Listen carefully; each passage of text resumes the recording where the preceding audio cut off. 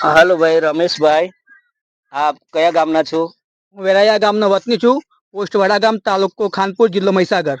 તો મીડિયા માધ્યમથી શું કહેવા માંગો છો તમે? મીડિયા માધ્યમથી એટલું જ કહેવા માંગુ છું કે મેં એક સર્વે નંબર નાળું બનાવડાવ્યું છે. તેમાં 3.5 લાખની ગ્રાન્ટ છે અને એ લોકોએ 70 થેલીની સિમેન્ટની અંદર નાળું બનાવી દીધેલું છે. બરાબર કામ કરેલું નથી. અને બીજું કે મેં આરટીઆઈ કરી છે પંચાયતની અંદર, વડાગામ પંચાયતમાં. તો મને આરટીઆઈ કર્યું તો મને ગામ લોકોએ મને ગામની બહાર મૂક્યો કે પંચાયતનું વિભાજન પડતું નથી આરટીઆઈના કારણે. એ રીતે મુદ્દો કરીને એ લોકોએ મને બહાર મૂક્યો છે અને મને અપશબ્દ લગાડ્યો છે આ લોકોએ. હા, ત્યાર પછી બીજું એમ કહેવામાં આવે છે કે તમે જાગૃત નાગરિક છો, એટલે તમે અરજી કરીને ગામ લોકો નથી કરી, એટલે જાગૃત નાગરિક હોવા છતાં તમે અરજી કરી એટલે તમે વિરોધ ખાતર તમને બહાર મૂકેલા છે એમ ને? હા, મને વિરોધ ખાતર મને બહાર મૂકેલા છે. સારું, હવે જે આરટીઆઈ કરી તમામ માહિતી મળી ગઈ છે તમને? ના, નથી મળી હજી. મારી 13/8/2025 ની આરટીઆઈ છે. મને આજે કઈ તારીખ છે? આપણે 12/9/2025 થયું. હજી સુધી મને કઈ જવાબ આપ્યો નથી. કઈ કઈ અરજી કરી છે? બહુ બધી છે, અંદર લખ્યું છે આરટીઆઈમાં. મેં માહિતી બધી પંચાયતની બધું માંગેલું છે. જે ઘર છે, બોર છે, મોટર છે, રસ્તા છે, નાળા છે, એ બધાની આરટીઆઈની મેં માહિતી માંગેલી છે. અપીલ કરેલી છે કે ખાલી અરજી થઈને અરજીનો જવાબ આવી ગયો? ના, અરજીનો જવાબ હજી આવ્યો નથી. પ્રથમ અરજી છે. પ્રથમ અરજી છે.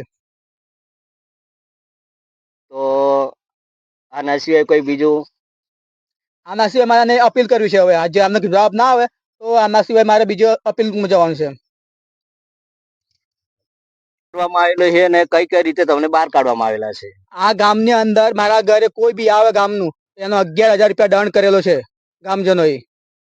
સારું, આપણે વડીલ આપણે ગામજનોમાં છો કે ગામ બહાર છો? ના, અમે તમે ગામમાં જ છીએ, પણ અમે બીજા ફેટા ફળિયા બીજા ના છીએ. આ ગામ છે હા, નહીં, આ અને બીજા ગામના પબ્લિક છે. આ લોકોએ આના પર આક્ષેપ કર્યો, જેથી અમે એમને સાથ સહકાર આપ્યો. કોઈ જાગૃત ઉમેદવાર હોય ને કરતો હોય ને બધાને ફાયદો જો મળતો હોય તો દરેકને સાથ આપવો એ ફરજમાં આવે છે. ભાઈ, આ વાત સાચી છે? તમે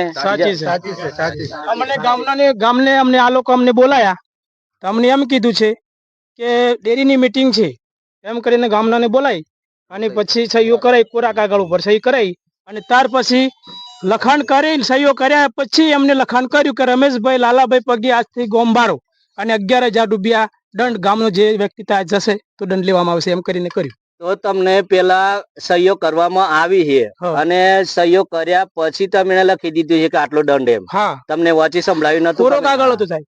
સારું, ઓકે. ગામમાં કોઈ વિકાસ નથી. ગામની અંદર કોઈ વિકાસ નથી કે ઘર અમારા બહુ ફેલ છે તો બી પાસ નથી. સંડાસ બાથરૂમ નથી. અમારે આગવા જવાનું બહુ તકલીફ પડે છે. જવા આવવાની રસ્તાની બહુ તકલીફ પડે છે. અમારું કોઈ ઉદઘાટન નથી. વેરાયા ગામની અંદર કોઈ પંચમહાલ જિલ્લો કે હેડ નહીં એમ થઈ ગયો. બરાબર. વસ્તુ બીજી એક કે જે આપણે અહીંયા વેરાયા ડેરીમાં જતા પડ્યું છે, વાદીપડિયા જતા, કોઈ રસ્તો જ નથી આગળ, કેનાલ વાળો. બરાબર, હાલની અંદર પૂરણ કર્યું બરાબર એ લોકોએ, તો કોઈ મતલબ નથી. કિચડ લોકો બાઇક કાઢવી, ચાલી નીકળતું તકલીફ થાય. બરાબર. અને બીજી વસ્તુ એ કે અમારા જે પંચાયત છે, વડાગામ પંચાયતનો 7 ઘરો અલગ છે અમારો. બરાબર, એ વાદી ફળિયામાં આગળ લાગે. એ રસ્તો પણ તમને બતાવું તમે, બરાબર, અંદર વિડીયો બતાવી દઈએ આપણે. એ રસ્તો છે કડાયા ફળિયું લાગે. બરાબર, એટલે કોઈ રસ્તો નથી એમ, બરાબર, જવા માટેનો. પણ મને 25 વર્ષ છે અત્યારે, મારી ઉંમર 25 વર્ષ ચાલે. બરાબર, હજી સુધી મેં રસ્તો જોયો નથી એમ. અત્યારે ચાલીને જવા માટે તકલીફ છે. બરાબર, મતલબ તમે વડેલ છો, વાત સત્ય છે? વાત સાચી છે. અને દરેકને પણ આ તકલીફ છે. ગ્રામ પંચાયતની અંદર મીટિંગ હોય, સભા હોય તો પણ કોઈને જાણ કરવામાં આવતું નથી. કોઈ ગ્રાન્ટ હોય, આ હોય તો પણ જાણ કરવામાં આવતું નથી. અને એ સરપંચ, તલાટી અને પંચાયત બોડી એમની જાતે જાતે નિર્ણય લઈને બધો જ વહીવટ કરી નાખે છે. બીજું કઈ કેવું છે ભાઈ આપણે વિશે? અમને અમારા વેરાયા ગામમાં કોઈ સહકાર મળતો નથી.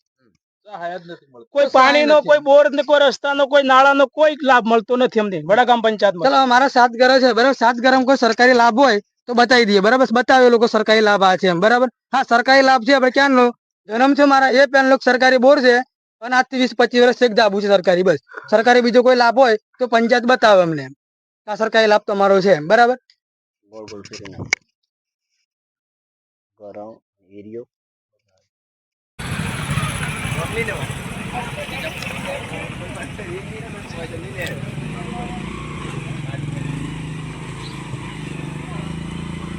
દાદા સાહેબ